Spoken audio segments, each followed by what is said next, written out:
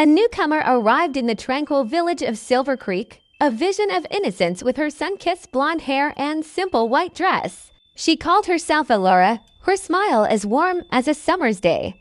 The villagers, charmed by her gentle demeanor, welcomed her with open arms, unaware of the shadow that followed her into their peaceful lives. From a darkened alley, a lone figure watched her arrival. Kale, a traveler with a past shrouded in mystery, felt a disquieting chill as he observed her. His instincts, sharpened by years of navigating a world filled with unseen dangers, screamed that this picture of purity was a carefully crafted illusion. He saw not a kind stranger, but a predator entering a fold of unsuspecting sheep. Elora quickly wove herself into the fabric of the community. She mended the torn sails of the fishermen with a touch that seemed almost magical, her fingers dancing over the coarse fabric. She soothed the crying babes with lullabies whispered in a voice as soft as silk, and her knowledge of herbs brought relief to the ailing elderly.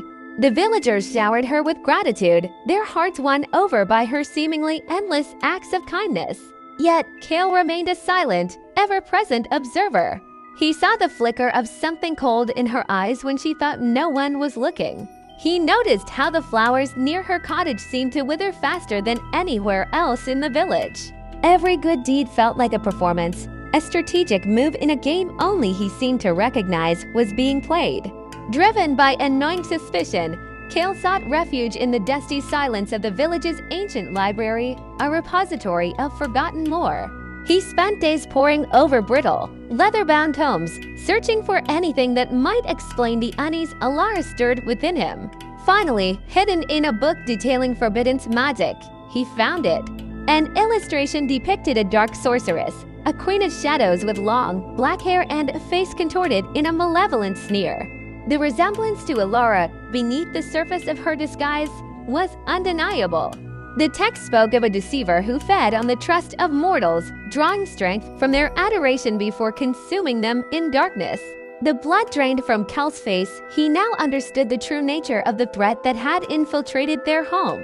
The annual Harvest Festival arrived, a night of joyous celebration.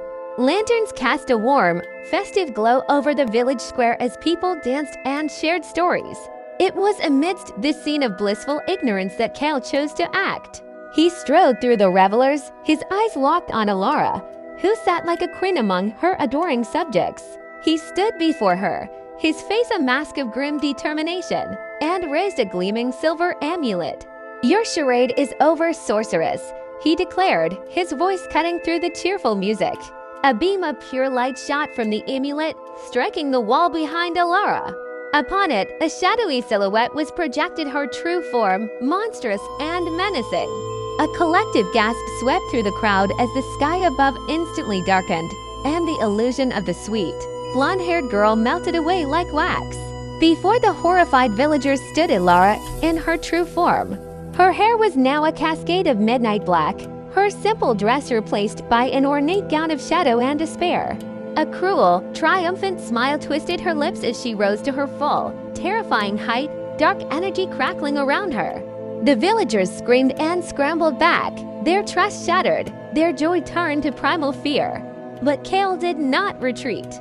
He stood his ground between the sorceress and the people she sought to destroy, his hand still gripping the glowing amulet.